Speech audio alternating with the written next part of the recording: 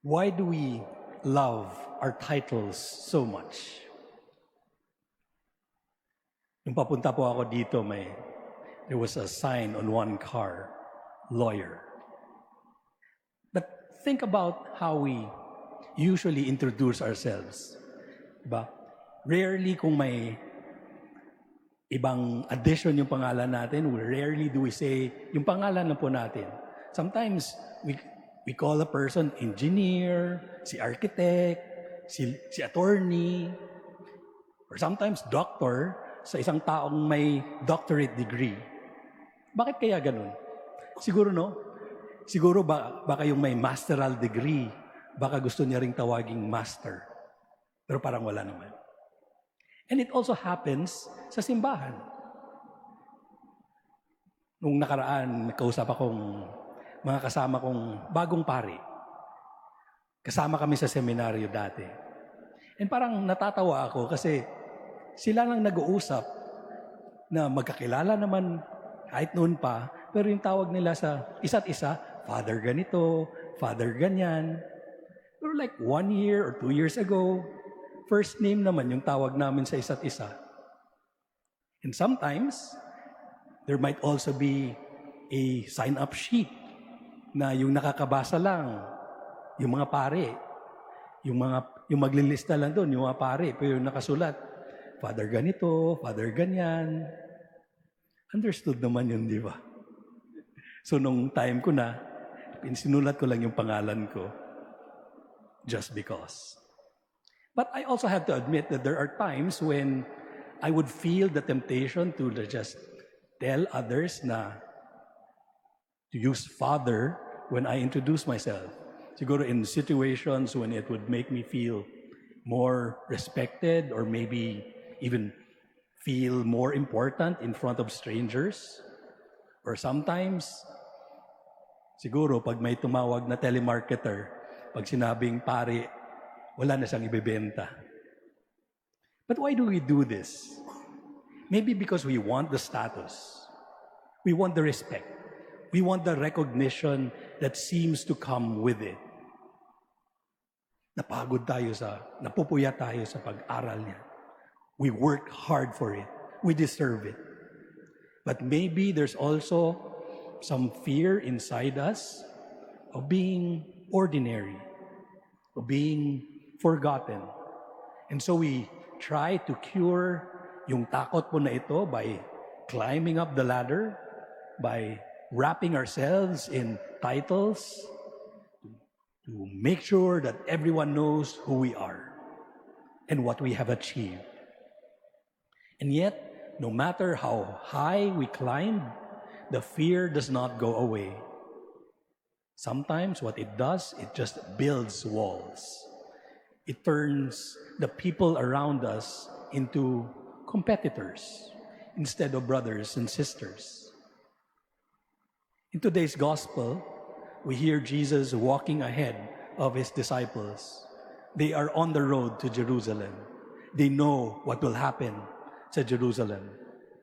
And the gospel says that the disciples are afraid because they sense something is wrong. And Jesus tells them what will happen: betrayal, torture, death.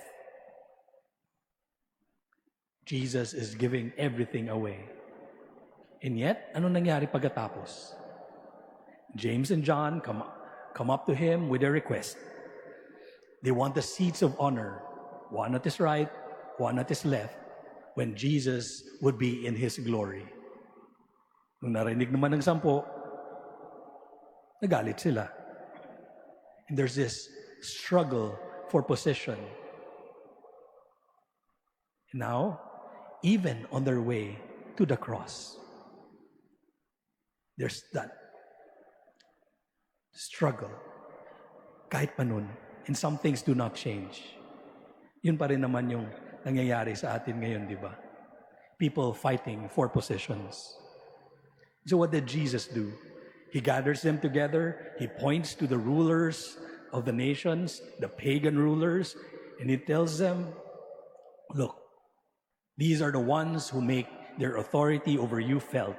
They lord it over their subjects. But he says, it should not be so among you. Hindi yan dapat. Because whoever wants to be great should be your servant. Whoever wants to be first will be the slave of all. And then he points to himself. Because the Son of Man did not come to serve, to be served, but to serve, and to give his life as a ransom for many. What is a ransom? It is what you pay a kidnapper, pangtubos. It is a price you pay to bring someone home. So Jesus is saying that his life is a ransom. It is to be poured out for others so that all of us may be free. Free from the slavery of sin. Free from trying to pursue titles. Free from trying to capture and even hold on to positions. And in our first reading, we hear St. Peter say the same thing, that we were not bought with gold and silver. We were bought with the blood of Christ. And that means that everything we have worked so hard to achieve, everything we try to collect, the status, the recognition, everything, every letter before or after our name, well, hindi yun yung, God does not look at that. When He looks at us, He sees what Jesus has done. When He looks at us, He sees whether we have loved others, whether we have served others. Because to be great in heaven does not mean that we climb up. It means that we step down. Before I became a priest, I used to work for a long time in the corporate world. So I entered when I was the seminary when I was already 40. Pero in the companies that I worked for, yung culture po doon ay yung mga boss namin hindi namin tinatawag na sir or ma'am. We call them by their first name.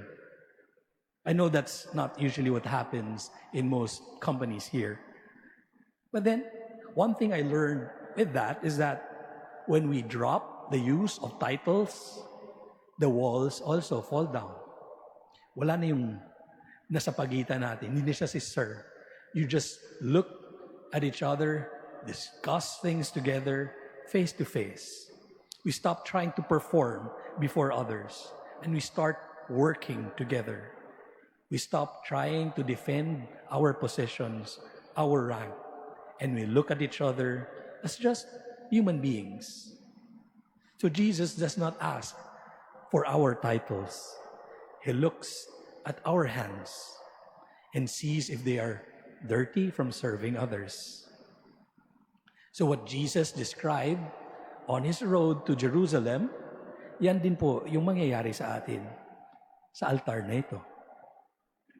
Because Jesus is also inviting us to share in His chalice, to share in the life that He poured out for us. And so after this Mass, when you go out, maybe we forget about titles.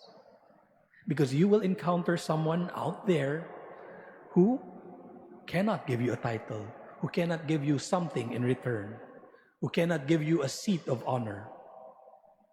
But the challenge is, the invitation for us is to serve them anyway.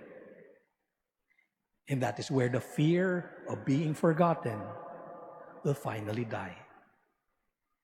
Amen.